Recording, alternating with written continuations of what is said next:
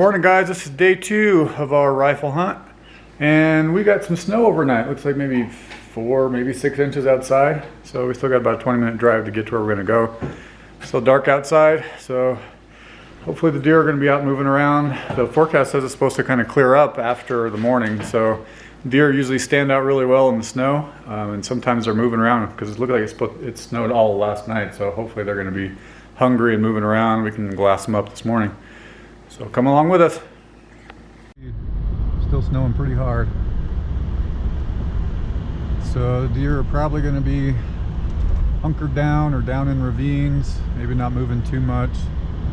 So we're deciding, I think there's some roads where we can do just a little bit of driving and glassing and driving and glassing rather than trying to get out on a point and freeze our extremities off. So we'll be back in a bit. Well, the snow died down. We're finding some deer already. Those are just does.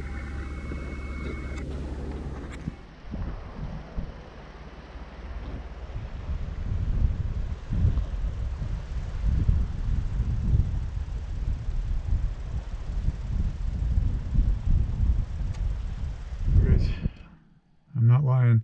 It's very cold outside. The wind is pretty bad and it's just bitter cold. Everything's rock solid ice outside.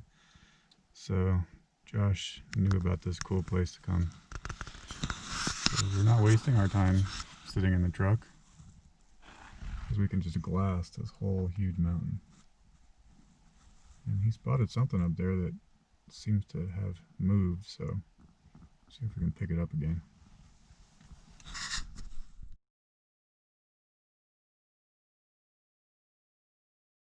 Well, that was fun to watch. We're sitting here glassing this big hill to our right, and I noticed this hunter came up out of his camp and he was moving up this ridge with a purpose. So I kind of kept checking on him, and I saw him get to the top of the ridge and sit down and pull up his gun. So we started looking behind him, and he did a good job of spotting a herd of 4 does. I think he was hoping there was a buck in there. We were looking, we don't see one. Shows you just how much these deer blend into this oak brush though. Holy cow, oak brush and sagebrush.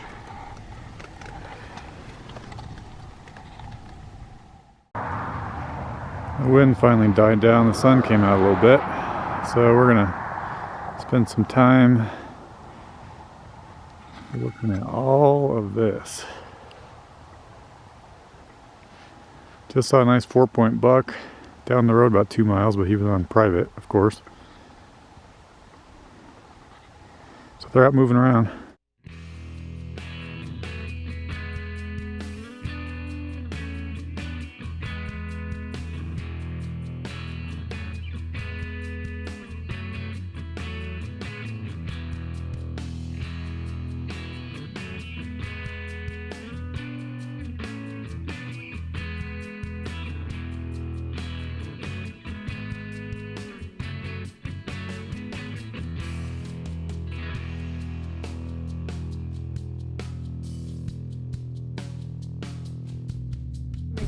Hey guys, so middle of the day we decided to stop at this rifle range, and Josh's daughter's got a 6.5 Creedmoor, and we need to kind of dial that thing in and get it zeroed in, and so we're going to take a lull in the middle of the day to do that.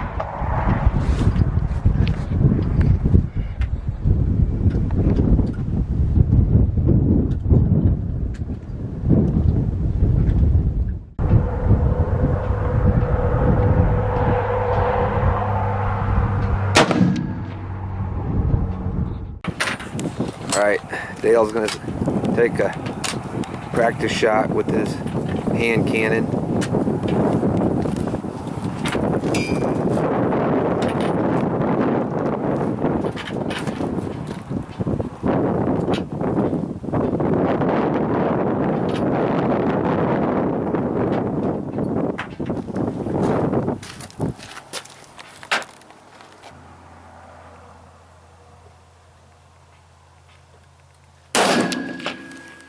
So guys, here's the result of our shooting. We were just confirming a few things, and I've got my 300 Win Mag zeroed in at 300 yards, and I had never had the opportunity to go ahead and test a 200 yard just to see exactly where it was hitting. and it turns out it's about 5.5 inches high. And my ballistic software was a little bit less than that. I'll have to look it up when I get back. But it's good to make sure, even if you got ballistic software, make sure you field test everything. Because I took a shot at 100 yards on the other target, and it was dead on 3.8 yards, or 3.8 inches high. But now I know that I need to hold a little bit lower on my 200 yard shots, and then it's dead on at 300 yards. So that's just a good rule of thumb, is to get out there and make sure you test your gun at all the different ranges that you're going to try to shoot at. Because we took these guns out to the rifle range, and we did 300, 400, 500, 600, 700, 800 yards hitting metal consistently. But I had never tested my 200. I was expecting 200 to be right around here. And so not a huge difference, but just good to know. The other thing I did with this test is I held dead on, even though we had probably around a 10-mile-an-hour crosswind. So just can kind of tell, holding dead on at that kind of wind, perpendicular windage at 200 yards, was pushing my bullet probably about 2.5 inches. So another good thing, just to hold dead on and see where things happen in different kinds of wind. We just got done shooting our guns at the range. Came back up here in a spot we scouted right before the opener. And it's wide open, you can see forever. So we're hoping maybe we see some deer pop out here.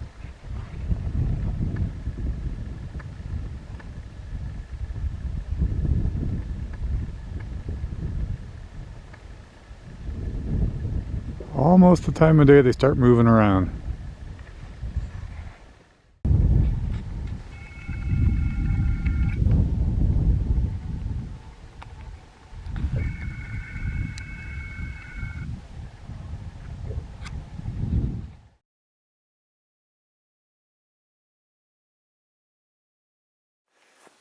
We put together a new game plan. We tried to find the tallest hill farthest away from all the roads. There's trucks and jeeps and ATVs everywhere. This is very similar to the terrain where Josh got his last year. So we're going to head up and find a vantage point. We can see a long way and shoot a long way.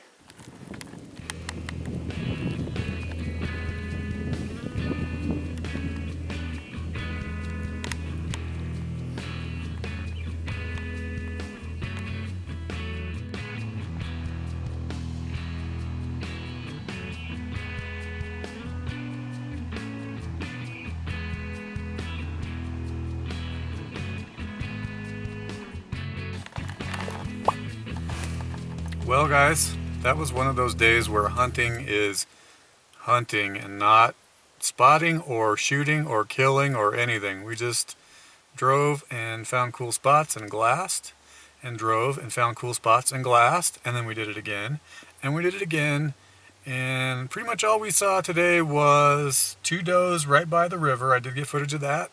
And then 4 does that a hunter was already going to shoot at if there was a buck. I took a picture, but I don't know if you can see it in that footage there. And then we saw a sea of orange on tops of most all the points everywhere we went. So the forest being shut down in our typical area, and everybody's kind of congested again. There were ATVs going up and down all the roads, and it was just one of those a little bit frustrating days of hunting, but it was beautiful. However, on the way back, we finally saw something with antlers. Right in the middle of the road, there was a bull elk, probably a large 5-point, small 6-point, and we're all freaking out trying to get our cameras ready instantly. Josh's got his phone out and he's all taking pictures, but it's trying to like adjust for the right lighting and stuff. So we'll put the picture in there. You can see the elk blurry jumping off the road, so you have to take our word for it that he was a big one. But I'm glad we noticed him and didn't have him in our lap. But it was a pretty fun day, and we'll see you guys tomorrow.